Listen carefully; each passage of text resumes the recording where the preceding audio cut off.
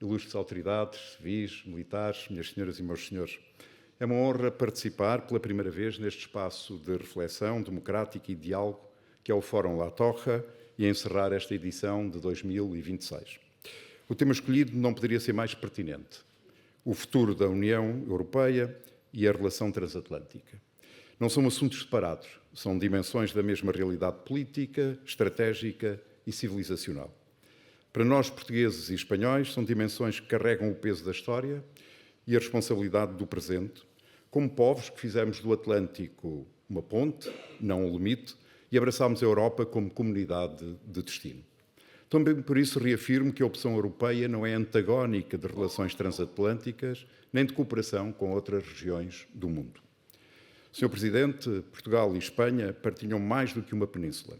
Partilham uma memória longa, feita de travessias e encontros, de civilizações que aqui se cruzam e de rotas que daqui partiram para transformar o mundo. Partilham também uma convicção fundadora, a de que o projeto europeu não foi apenas uma resposta à guerra, mas uma escolha civilizacional. Este é o tema que nos une, a portugueses e a espanhóis e a portugueses. A crença visceral de que a Europa é uma causa que vale a pena defender, aprofundar e, quando necessário, reformar com coragem. Mas defender a Europa não pode significar conservá-la tal como ela está. O mundo mudou e a Europa, que durante décadas pôde permitir-se o conforto e uma certa ambiguidade estratégica, protegida pela Aliança Atlântica, ancorada num comércio global relativamente estável, distante das guerras e das grandes tensões de poder, essa Europa já não existe. Vivemos num tempo de transição e de inquietação. As certezas da pós-Guerra Fria dissiparam-se, o multilateralismo é posto à prova, o direito internacional que julgávamos consolidado enfrenta ameaças constantes, a guerra regressou ao continente europeu, a ameaça russa é uma constante. As tensões geopolíticas intensificaram-se. A Europa enfrenta desafios sociais e demográficos marcantes, o envelhecimento da população e a baixa natalidade pressionam os nossos sistemas de saúde e de pensões. Em simultâneo, enfrentamos desafios que não reconhecem fronteiras, das alterações climáticas à disrupção tecnológica, das migrações à segurança energética. Vivemos hoje numa era de recomposição da ordem internacional, ou de transição, simplesmente, e a economia global, que parecia convergir para um modelo partilhado, revela-se um campo de competição sistémica. Neste contexto, a Europa que hesita é a Europa que perde.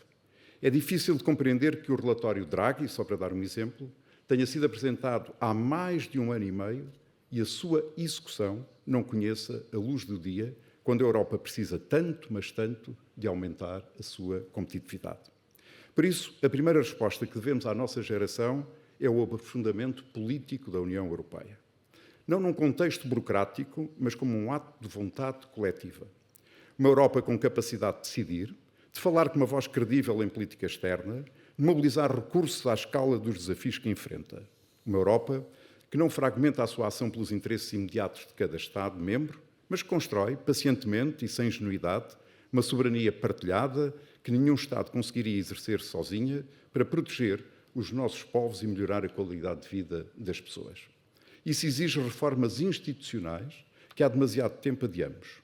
Exige superar o princípio da unanimidade em domínios onde a paralisia nos custa mais do que a decisão imperfeita. A Europa do século XXI não pode ser governada, não deve ser governada, com instrumentos do século XX. A defesa europeia não pode continuar a ser uma caminhada lenta, baseada apenas em coligações de vontade, que se formam e desfazem conforme as conjunturas e as conveniências. A União Europeia precisa de um arranjo institucional sólido, eficiente e com recursos adequados que integre outras democracias, tais como o Reino Unido e a Noruega. A segurança da Europa exige mais coordenação, melhores investimentos e uma visão verdadeiramente comum. Exige economias de escala, exige comprar europeu, exige melhor investimento. Não podemos depender de terceiros para defender os nossos interesses. Temos de impulsionar a autonomia tecnológica europeia. A energia é outro dos domínios críticos. Reduzir dependências externas e acelerar a transição para fontes sustentáveis não é apenas uma obrigação ambiental, é uma questão de soberania. No plano tecnológico, a Europa precisa de liderar as grandes transformações digitais e não apenas regulá-las. fortalecer o sistema científico, gerar tecnologia de duplo uso, estimular a competitividade europeia são condições de futuro e não apenas opções de política. A autonomia estratégica que defende passa também por uma Europa mais próxima dos seus cidadãos, capaz de responder às desigualdades, de promover coesão social e territorial, de garantir que ninguém fica para trás nas transições que estamos a viver. Num cenário de acelerada transição tecnológica, impulsionada pela inteligência artificial, a Europa precisa de proteger os seus cidadãos e de liderar democraticamente os processos, garantindo que a inteligência natural decide sempre, mas sempre, sobre a inteligência artificial. A autonomia estratégica da Europa não é um slogan, é uma necessidade. É a capacidade de definir os nossos interesses, de os proteger com instrumentos próprios e de não dependermos exclusivamente de decisões tomadas noutras capitais, por muitos aliados que essas capitais sejam. Uma Europa autónoma não é uma Europa fechada. É uma Europa que pode escolher os seus parceiros em liberdade e não por falta de alternativa. E é precisamente aqui que a questão transatlântica se coloca com toda a sua acuidade. A relação com os Estados Unidos da América é e deverá continuar a ser um dos eixos estruturantes da política europeia.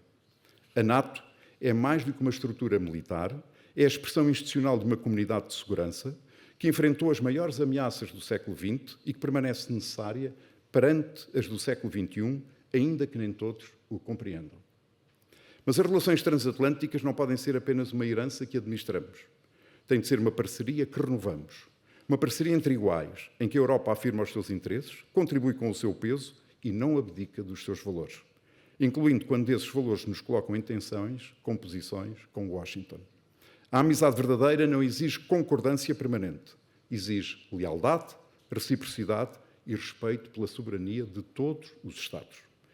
Esta renovação da relação transatlântica implica também corrigir um erro de perspectiva que por demasiado tempo nos condicionou. A ideia de que o Atlântico começa em Lisboa e termina em Nova Iorque. O Atlântico é muito mais do que isso. A recente aproximação entre o Canadá e a Europa, no momento em que a Ottawa procura diversificar as suas ancoragens estratégicas, é uma oportunidade que não podemos desperdiçar. O Canadá partilha com a Europa não apenas valores liberais e democráticos, mas também uma visão do multilateralismo, do direito internacional e da cooperação que o torna um parceiro natural. A Cimeira União Europeia-Canadá deve concretizar um aprofundamento real e não apenas uma fotografia diplomática. E há, naturalmente, a América Latina. Portugal e Espanha têm aqui uma responsabilidade particular e também um ativo singular. Somos a porta ibérica de entrada de uma região com mais de 600 milhões de habitantes. Democracias consolidadas ao lado de crises políticas profundas e recursos naturais estratégicos. Uma América Latina que oscila muitas das vezes em tentação do isolamento e a sedução de parcerias que nem sempre respeitam a sua soberania. A Europa deve oferecer uma alternativa genuína, não uma relação paternalista, herdeira de equívocos coloniais, mas uma parceria de desenvolvimento, de investimento, de transferência tecnológica e de construção institucional assente no respeito mútuo e na visão de longo prazo. O acordo União Europeia-Mercosul, tantas vezes adiado, entra finalmente em vigor depois de amanhã. Uma oportunidade que devemos aproveitar, aperfeiçoar e potenciar como exemplo para as novas cooperações. A relação transatlântica do século XXI não é um eixo bilateral, é uma rede. E Portugal e Espanha, pela história, pela língua, pelas pontes que construímos com o Brasil, com a Argentina, com o México, com tantos outros países, estamos numa posição única para ajudar a Europa a tecer essa rede com inteligência e com propósito. Uma palavra final, minhas senhoras e meus senhores, o futuro da Europa não se decide com discursos de encerramento, oxalá assim fosse.